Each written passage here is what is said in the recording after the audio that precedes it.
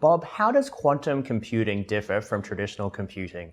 At the lowest level, quantum computing, yeah, we have zeros and ones, but we also have these other things called quantum bits, which allow some extraordinary computations to take place. We have much, much more memory in which to do computations. And possibly there are things that we could never hope to do in classical computing that might be able to be done in a few seconds or in a few hours on a quantum computer. It's only been the last few years that we have been able to make real, and this is really important, stable quantum computers. It's one thing to say that I had a quantum computer, it worked for a couple of seconds, and then it was down for a few hours. We have quantum computers that stay up for months and months at a time. And in fact, in 2006, we put the first quantum computer up on the web. And since that time, over 100,000 people have accessed the IBM Q experience. And so what are those applications? What can quantum computing be used for?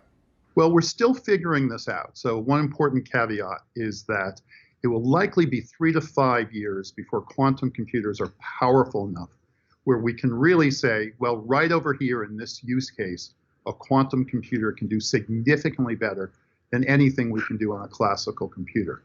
Now, given that, the use cases, first and foremost, are in the area of chemistry. So everything from basic design of materials up to, eventually, and this will likely take much more than a decade, drug computation. So not just drug discovery, but being able to compute the drugs that we might need for a particular medical application. Financial services is another area. Being able to much more quickly and accurately predict risk in a portfolio. Now, a hedge fund may be interested in that, but your retirement fund also has a certain amount of risk associated with it. So perhaps quantum computing can help to optimize that. And then finally, artificial intelligence. Now, AI is a big topic. People are talking about it all the time. There are really two ways quantum may be able to help there. The first is to say, well, what are we doing today in artificial intelligence? And way down deep in there, there may be some mathematical calculations that quantum can speed up. On the other hand, there may be some entirely new algorithms that you can implement in quantum computing that do things in different ways, much faster ways, or maybe even give us better insight into this area of AI. What are some of the limitations quantum computing has? Right now, the largest quantum computer that we have in prototype is 50 qubits. However, we are going to need qubit counts in the hundreds or thousands, and in fact, more than just the count of the number of qubits, it's going to be the quality of these qubits. So large problems, such as for drug computation, drug discovery, will require these thousands of extremely high quality qubits.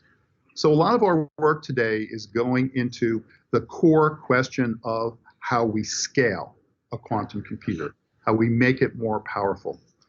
The other limitation has to do with the way we build these. So if you want to look over my right shoulder here, this is a model of a 50 qubit quantum computer. If it were actually operating, it would have several covers around it.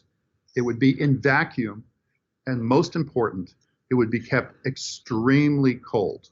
The actual quantum device is kept close to absolute zero, about 10 millikelvin.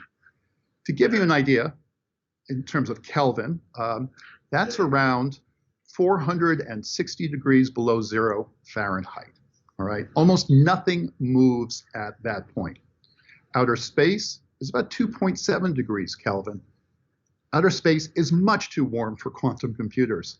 So the challenges are engineering at that level. How do you keep a consistent, a powerful quantum computer, a quantum device operating for long periods of time?